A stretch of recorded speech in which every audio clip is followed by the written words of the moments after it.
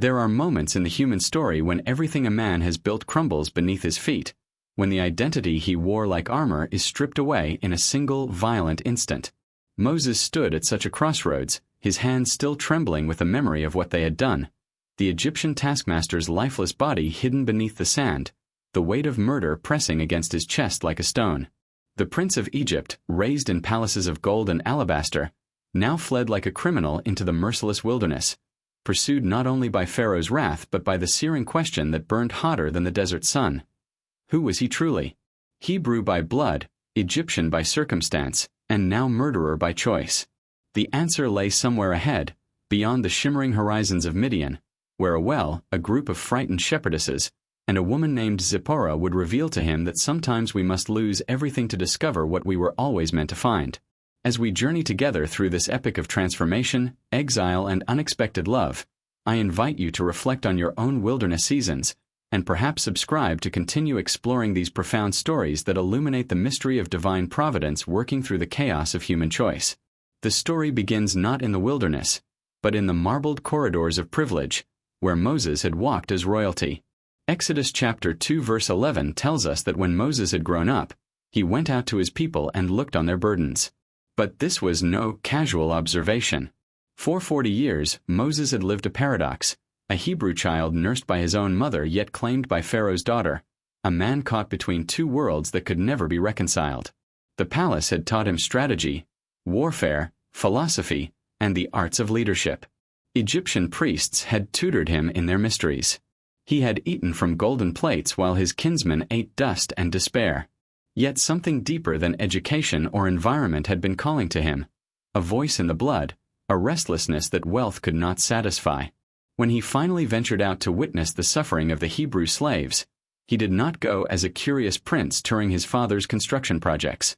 He went as a man searching for his true identity, though he did not yet understand the price of that search. What he witnessed that day shattered whatever illusions remained. Exodus chapter 2 verse 11 continues, telling us he saw an Egyptian beating a Hebrew, one of his people. The scene before him was not unusual in Egypt.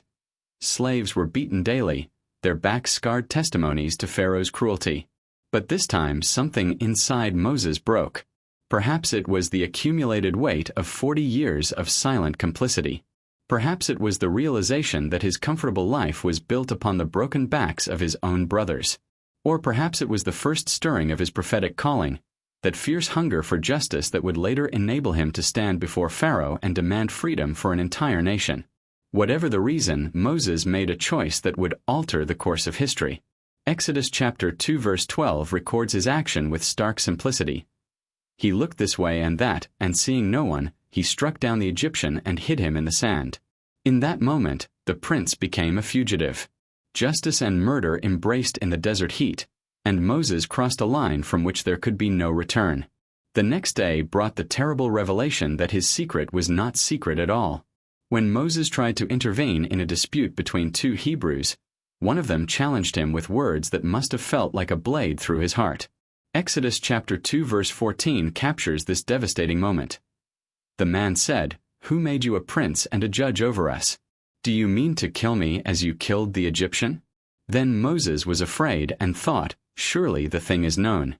Rejected by the very people he thought he was defending, exposed as a murderer, Moses now faced a dual exile.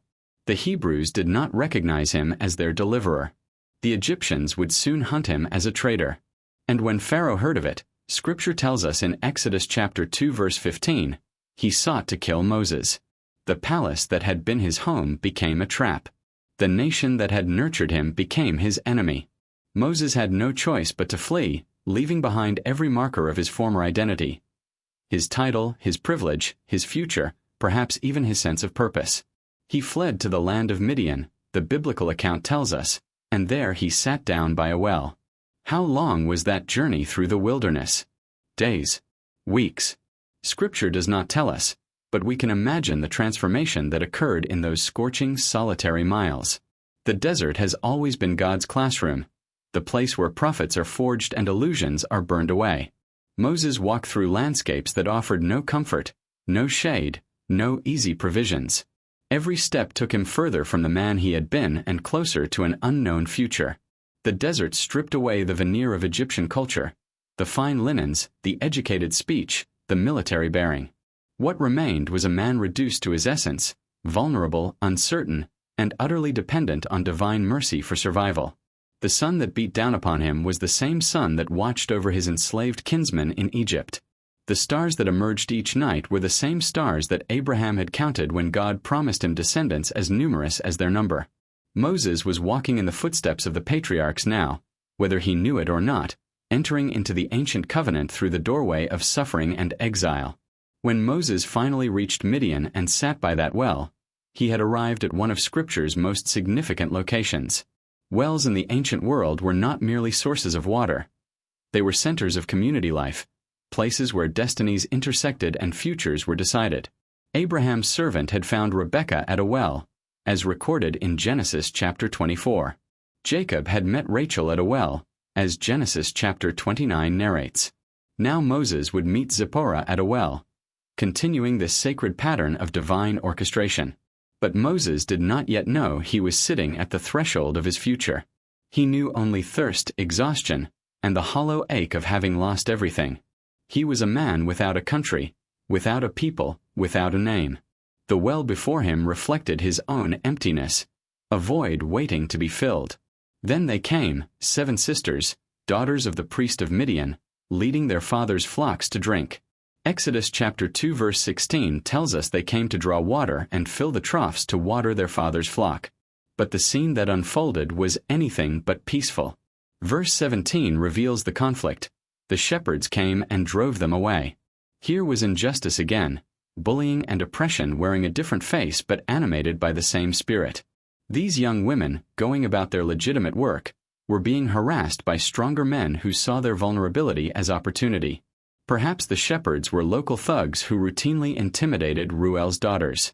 Perhaps they simply embodied the casual cruelty that the strong often inflict upon the weak. But Moses, sitting by that well, recognized something he had seen before. This was Egypt in miniature, the powerful preying upon the powerless, the pattern of oppression that had driven him to kill and to flee. What happened next reveals the essence of who Moses truly was, beneath the palace training and beyond the recent trauma. Exodus chapter 2 verse 17 continues with beautiful simplicity. But Moses stood up and saved them and watered their flock. Notice the progression. He stood up, he saved them, he completed their task. This was not the calculation of a cautious man trying to remain hidden. This was not the response of someone too traumatized by recent events to risk involvement. This was the reflex of a natural shepherd, a born defender, a man whose sense of justice ran deeper than his sense of self-preservation. Moses could have remained seated, anonymous, uninvolved. He could have reasoned that these were not his people, not his responsibility, not his battle. He had just paid a terrible price for intervening in Egypt. But true character is revealed not in what we do when it serves our interests, but in what we do when justice demands action regardless of cost. Moses rose, confronted the shepherds, and defended the defenseless. In that moment, the prince-turned fugitive became the shepherd protector, the role that would define the rest of his life. The daughters returned home early that day, their task completed with unusual speed, and their father noticed immediately. When Reuel, also called Jethro, asked them in Exodus chapter 2 verse 18, "How is it that you have come home so soon today?" They told him the remarkable story. Verse 19 records their response. "An Egyptian delivered us out of the hand of the shepherds and even drew water for us and watered the flock." How ironic that they identified Moses as an Egyptian, the very identity he had just fled. Perhaps his bearing still carried the marks of palace training. Perhaps his clothing, though travel-worn, still suggested nobility. Or perhaps it was simply his appearance, his manner of speech, the cultural markers that 40 years in Egypt had permanently etched into his person. Moses had run from Egypt, but Egypt had not yet run from him. He was still carrying his past even as he fled from it, still wearing the visible signs of a life he could no longer claim. Reuel's response reveals the hospitality culture of the ancient world and perhaps something more. Exodus chapter 2 verse 20 records his rebuke to his daughters. "Where is he? Why have you left the man? Call him that he may eat bread." But this was more than mere hospitality. Reuel, as a priest of Midian, would have had spiritual sensitivity, an ability to recognize the movement of the divine in human affairs. He saw in Moses something his daughters had missed, a man of significance, a man worth knowing, perhaps a man marked by destiny. When Moses was brought to Reuel's home, he entered into a new phase of his life, one that would last 40 years and prepare him for the mission he could not yet imagine.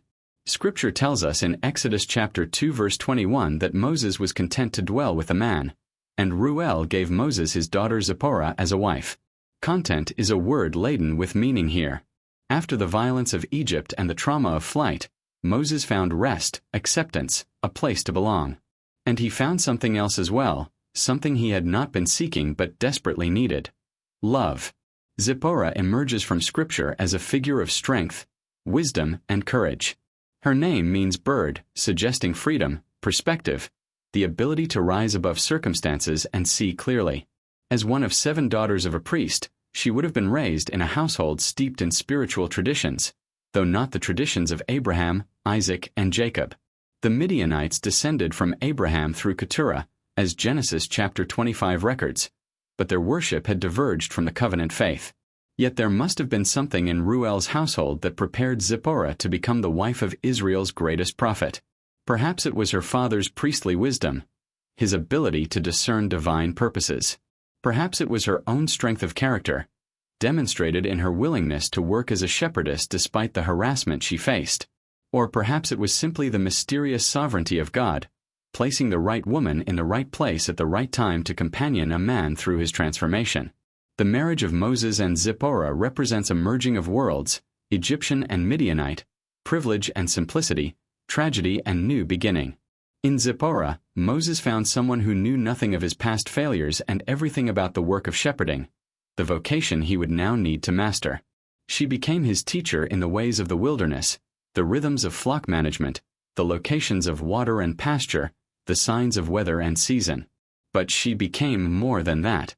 She became his companion in exile, the one who shared his tent and his uncertainty, who bore his sons and carried his secrets. Exodus chapter 2 verse 22 tells us that she bore him a son, and Moses called his name Gershom, saying, "I have been a sojourner in a foreign land." Even in naming his child, Moses revealed the ache that never left him, the sense of displacement that shadowed his days. He had found a home, but he still felt homeless. He had found a family, but he still remembered the family he could not save. He had found love, but he had not yet found himself. For 40 years, Moses lived in Midian, shepherding Reuel's flocks in the wilderness near Mount Horeb. 40 years of silence, of routine, of watching sheep graze and seasons change. 40 years of marriage to Zipporah, learning her wisdom, raising their sons, building a life far from the grand ambitions of Egyptian palaces. 40 years of transformation, as the wilderness slowly stripped away the last vestiges of the prince and shaped him into the prophet. The desert was not wasted time. It was essential preparation. A man who would one day lead 2 million people through the wilderness needed first to learn its secrets himself. A man who would receive the law on a mountain needed first to spend decades in the mountain's shadow, learning humility and dependence on God. The fugitive who fled Egypt in fear would return in power, but only after the desert had completed its patient, relentless work of reformation. But exile, however necessary, carries a cost that should not be romanticized. Moses had escaped Pharaoh's executioners, but he could not escape the weight of his own conscience. Every day in Midian, while he lived in relative peace, his people remained in chains. Exodus chapter 2 verse 23 tells us what was happening during those 40 years. The people of Israel groaned because of their slavery and cried out for help. Their cry for rescue from slavery came up to God. The contrast is devastating. Moses found refuge and rest while his kinsmen found only intensifying suffering. A new Pharaoh arose who did not remember Joseph, who saw the multiplying Hebrews as a threat rather than a resource, who increased their burdens and turned their lives into living nightmares of labor and loss. They cried out, Scripture tells us, and their prayers rose to heaven like smoke from a consuming fire. And God heard. Verse 24 records the divine response with powerful simplicity. God heard their groaning, and God remembered his covenant with Abraham, with Isaac, and with Jacob. Remembered. What an extraordinary word to use for the Eternal One who forgets nothing. But biblical remembering is not the mere recall of information. It is the decision to act, to intervene, to honor commitments made. God remembered the covenant, which meant the time of deliverance had arrived. The 400 years of suffering that God had foretold to Abraham in Genesis chapter 15 were drawing to their appointed end. The groaning of the slaves had reached a crescendo that heaven could no longer withhold response. And the instrument of their deliverance, the man chosen and prepared for this impossible mission, was tending sheep on the backside of the desert, unaware that his wilderness years were about to culminate in the most dramatic calling in human history. Exodus chapter 2 verse 25 concludes this chapter with haunting words. God saw the people of Israel, and God knew. He saw. He knew. And soon, very soon, he would act. Meanwhile, Moses continued his shepherd's routine, each day much like the one before, the quiet rhythm of a man who had found, if not purpose, then at least peace. How could he have known that every lonely hour in the wilderness was training for what lay ahead? How could he have understood that learning to care for stubborn sheep was preparation for leading a stubborn people? How could he have imagined that Zipporah's steady presence, her strength when his own faltered, her wisdom about survival in harsh conditions, was equipping him for a journey that would test every resource of body, mind, and spirit? The well where he had met her had been a place of rescue, both for Reuel's daughters and for Moses himself. He had arrived at that well as a broken man, carrying the guilt of murder and the shame of rejection. But through the providence of God working in ordinary circumstances, a confrontation with shepherds, an invitation to dinner, a marriage to a priest's daughter, he had been given what he needed most: time, shelter, and someone to share the burden of his exile. Zipporah must have sensed the depths in her husband that he rarely revealed, the weight of his past that pressed upon him in unguarded moments. She had married a man of contradictions, educated yet now living as a simple shepherd, capable of both violence and profound gentleness, haunted by memories he would not or could not fully share. In the quiet evenings of their tent, as the desert wind whispered across the sands and the stars wheeled overhead in their ancient patterns, did they speak of his former life? Did Moses tell her of the palaces, the power, the Hebrew slaves, the murdered Egyptian? Did she understand that the man she loved carried within him a destiny larger than their peaceful existence could contain? Scripture does not tell us these intimate details, but we can sense them in the spaces between the verses, in the name Moses gave their son, in the preparation that was unfolding invisibly in the wilderness years. The marriage of Moses and Zipporah also represents a profound theological truth about God's methods. The Lord rarely works as we expect. Moses might have assumed his Hebrew heritage required a Hebrew wife, that God's purposes demanded ethnic purity and cultural conformity. But God gave him Zipporah, a Midianite, reminding us that divine purposes transcend human categories and expectations. She would prove essential to his mission in ways that become clear later in the narrative, particularly in Exodus chapter 4, when her quick thinking and decisive action would save Moses' life. The woman at the well was not a distraction from God's plan. She was integral to it. The years in Midian were not wasted time. They were essential formation. The flight from Egypt was not the end of Moses' story. It was the necessary prelude to its greatest chapter. God was orchestrating every detail, weaving together murder and mercy, exile and preparation, loss and love into a tapestry whose full pattern Moses could not yet see. There is something profoundly encouraging in this realization for those of us who have also experienced seasons of wilderness and exile.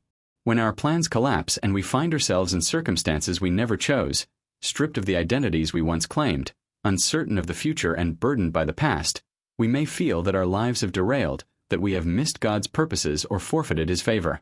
But the story of Moses reminds us that the wilderness is often exactly where God does his most important work. The desert strips away our false securities and forced competencies, revealing who we truly are beneath the social masks and cultural conditioning. It teaches us dependence, humility, patience, and the kind of deep endurance that cannot be learned in comfort. The wilderness is where we discover whether our faith is real or merely theoretical, whether our sense of calling can survive the silence of God's apparent absence, whether our character has the substance to sustain long-term faithfulness when no immediate rewards are visible. Moses arrived at the well in Midian as a fugitive prince, a man divided against himself, carrying the poison of self-doubt and the weight of violence done in anger. He could have despaired. He could have spent his wilderness years in bitterness and regret, rehearsing his failures and mourning his lost status. Instead, through the grace of God expressed in human hospitality and married love, he found healing. Not complete healing perhaps, the wound of exile never entirely closed, but sufficient healing to make him available for God's purposes when the time was right. Zipporah was part of that healing, a gift Moses did not know he needed, a companion who would walk beside him through trials that would test them both to the breaking point. The well where they met became a symbol of divine provision, a place where thirsting souls find what they truly need, even when they do not know they are searching. As the years passed and Moses settled into his role as shepherd and husband and father, the memory of Egypt must have seemed increasingly distant, like a dream from which he had awakened into a quieter reality. Perhaps he convinced himself that his attempt at liberation had been youthful folly, that he was not meant to be a deliverer but merely a survivor, that his people's deliverance would come through some other means or some other man. Perhaps he made peace with his limitations and embraced the humbler identity of shepherd, finding satisfaction in the honest work and the love of his family. Perhaps he told himself that God had other plans and he had already played his small, tragic part in the story. But God's thoughts are not our thoughts, as Isaiah chapter 55 verse 8 reminds us, nor are his ways our ways. The same chapter, in verse 9, declares that as the heavens are higher than the earth, so are his ways higher than our ways and his thoughts than our thoughts. Moses could not imagine what was coming. The burning bush and the divine commission, the confrontation with Pharaoh and the plagues, the Exodus and the Red Sea, the law and the tabernacle, the 40 years of leading a complaining nation through impossible terrain, all of it still lay ahead, unimaginable in its scope and terror and glory. But in this moment, at the conclusion of Exodus chapter 2, Moses knew only the present, the daily rhythm of shepherd life, the comfort of Zipporah's presence, the satisfaction of work honestly done and family faithfully maintained. He had found refuge from Pharaoh. He had found love at a well. He had found a new identity, however incomplete it might feel. And he had found, though he did not yet fully recognize it, the beginning of his preparation for the most significant leadership role in Israel's history. The flight from Egypt that began in terror and shame had led him to exactly where God needed him to be. The murder that seemed to end his usefulness had instead initiated his true calling. The rejection by his own people that devastated him had freed him to become the kind of leader they actually needed, one who had descended into their suffering rather than merely sympathizing from a position of privilege, one who knew both the halls of power and the humiliations of exile, one who had been broken and partially remade by the mercy of strangers and the love of a good woman. The story of Moses' flight to Midian and his meeting with Zipporah at the well speaks to every human heart that has known failure, exile, and the desperate search for belonging. It reminds us that our worst moments do not define us, that the identities we construct for ourselves are often inadequate and must be painfully stripped away before we can discover our true selves, that the wilderness seasons of life, however unwelcome, are often the most formative.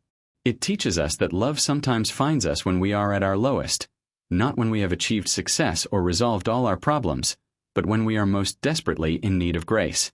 It reveals a God who works through ordinary circumstances, a well, a group of frightened women, a hospitable father, to accomplish extraordinary purposes. It shows us that refuge and calling are not opposites but often companions, that the place where we flee for safety may be exactly the place where we are prepared for mission. Most profoundly, this story illuminates the mysterious interplay between divine sovereignty and human agency. Moses made choices, some wise and some disastrous. He chose to identify with his enslaved people rather than remain comfortable in the palace. He chose to intervene violently when he saw injustice. He chose to flee rather than face execution. He chose to defend Reuel's daughters at the well. He chose to accept Jethro's hospitality and marry Zipporah. Yet through all of these choices, both noble and flawed, God was working out a plan that began before Moses was born and would extend far beyond his lifetime. The covenant that God remembered in Exodus chapter 2 verse 24 was made with Abraham in Genesis chapter 15, centuries before Moses drew his first breath. The promise of deliverance had been established before the slavery began, and the man who would lead that deliverance was being shaped by every experience, every failure, every relationship, every year in the wilderness with the sheep and with Zipporah and with the God who sees and knows and remembers and acts.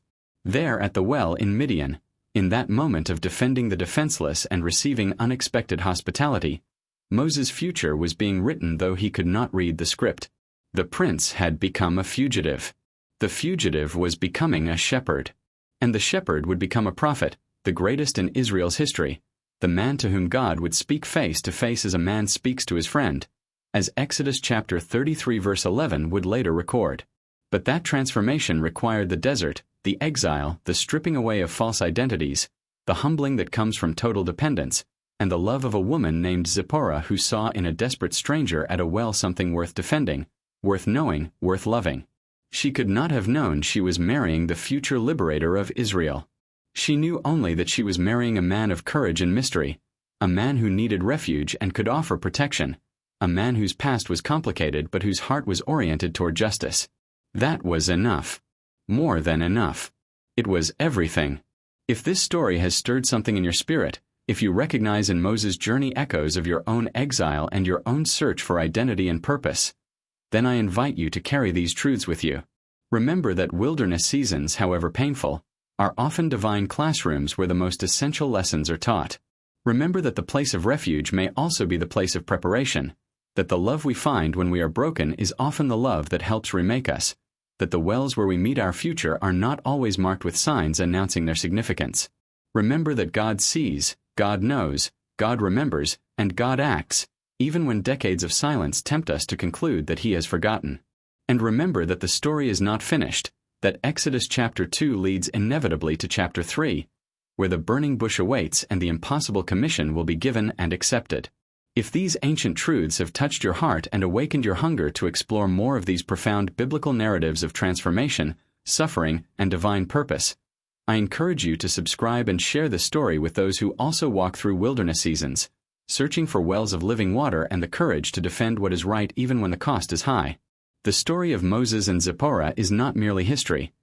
It is a mirror held up to our own souls, revealing who we are and who we might become when we encounter the God who turns fugitives into prophets and wells into threshold moments of destiny.